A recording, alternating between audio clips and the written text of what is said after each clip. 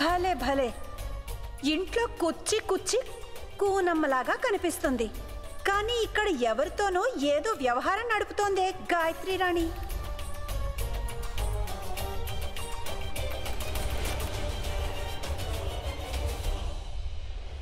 మహారాజశ్రీ advocate David గారికి లోగడ తమరికి నేను నా సమస్య గురించి వివరంగా చెప్పి ఉన్నాను. నేనిచ్చిన రుణం విషయమై మాకింతవరకు ఎవ్వరూ ఎటువంటి హామీ ఇవ్వలేదు. ఇందువల్ల మేము ఈ రాజ్యాధికారులపై ఆంగ్లేయుల న్యాయస్థానంలో దావా దాఖలు చేయాలనుకుంటున్నాం. అందుకోసమని తమరిని మా వకీలుగా నియమించాలనుకుంటున్నాం. ఈ ఉత్తరం అందుకున్న వెంటనే తమరు దీనికి సమాధానం రాసి పంపగలరు. తమ మిత్రుడు సేట్ గోవింద్ దాస్. ఇలా ఇవ్వండి. ఈ సాయంత్రంలోగా ఈ ఉత్తరం ఆయనకు అందజేయండి. సేట్ గారు, మరోలా భావించకండి. దీని గురించి ఇంకోసారి ఆలోచించండి. ఆలోచించుకునే సమయం దాటిపోయింది గుమస్తా గారు. ఇది రచ్చగిచ్చే సమయం. వెళ్ళండి, సమయం వృధా చేయకండి. అలాగే సేట్ గారు.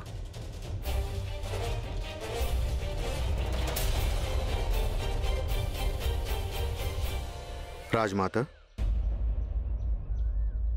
ఏమిటి దివాన్ గారు?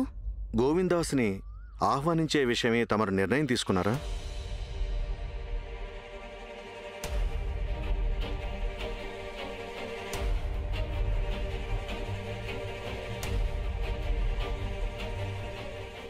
మేము యశోదకి ఆదేశం ఇచ్చాం, గోవింద్ సేటుకు కూడా ఆహ్వానం పంపించమని.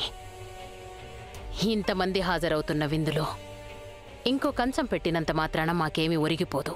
ఇలా అంటున్నందుకు క్షమించాలి రాజమాత.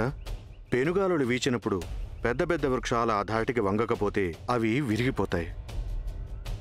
రాజమాత ఎవ్వరి ముందు వంగదు, తల వంచదు, కానీ ప్రాణం త్యజించగలదు. మీరడిగారు కాబట్టి మేము ఆ వ్యాపారిని విందుకు పిలిచి ఉండొచ్చు. కానీ జాగ్రత్త, అతనెక్కువసేపు మా సమక్షంలో ఉండరాదు. కాలం మారిపోతోంది రాజమాత. కాలం మారితే మారవచ్చు, మేం మారం.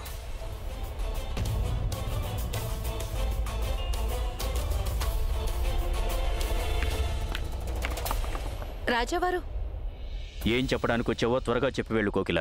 ఈ తెల్లదొరల ఆట కాదు కానీ నా పాలిట సవితిలా తయారైంది. ఎప్పుడు చూసినా మీరు ఇందులోనే నిమగ్నమై ఉంటారు. మీకు ఇదేమన్నా తెలుసా? రాజమాత రాణా గారి కోసం సంబంధాలు చూస్తున్నారు.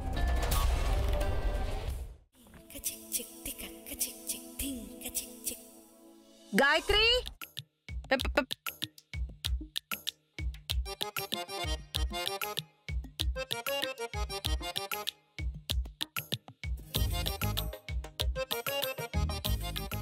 గాయత్రి,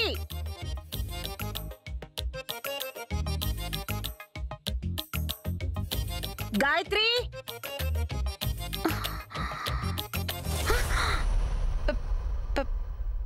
పెద్దనయ్య, నువ్వు మళ్ళీ బయటికెళ్ళావా?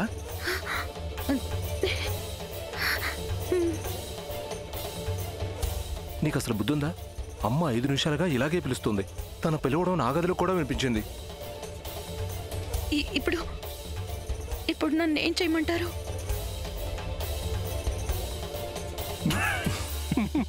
అన్నయ్య, అన్నయ్య,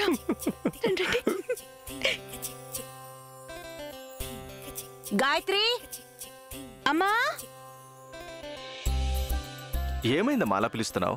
నేను గాయత్రి డాబా మీద ఏవో కబుర్లు చెప్పుకుంటున్నావు. అయినా ఏంటమ్మా నువ్వు మరీను? ఎప్పుడైనా సరదాగా నేను చెల్లెలతో మాట్లాడదామంటే పడినవు. అవునమ్మా, నేను కూడా డాబా మీదకి వెళ్తున్నాను. ఇంట్లో నువ్వు బిగ్గరగా అరిచి ఇంట్లో వాళ్ళందరినీ అదరగొట్టేశావు. ఆపండి మీ కథలు.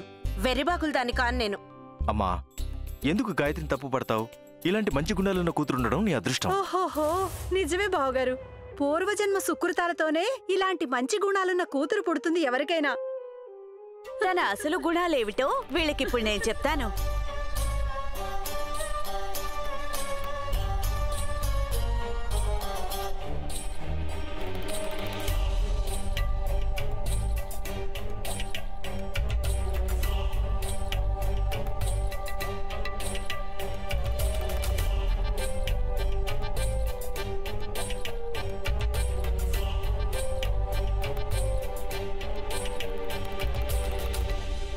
అత్తయ్య అసలు ఇది విన్నావా? ఓ, అందరూ ఇక్కడే ఉన్నారా? చాలా బాగుంది. ఓ బ్రహ్మాండమైన కబురు చెప్పాలి మీ అందరికీ.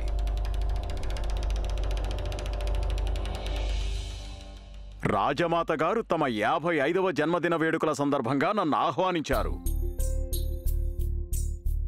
కుటుంబ సమేతంగా.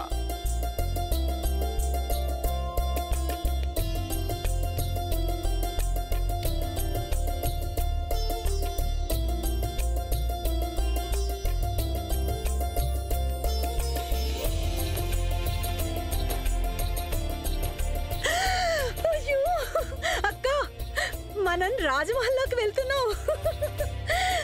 రాజమాత మనల్ని పిలిచారా? మనల్ని ఎందుకు నాన్నగారు? ఏమిటి మరిది గారు మీరు మరీను? అందరూ సిద్ధమవ్వండి. ఊరు వాడ మన గురించి గొప్పగా చెప్పుకుంటారు.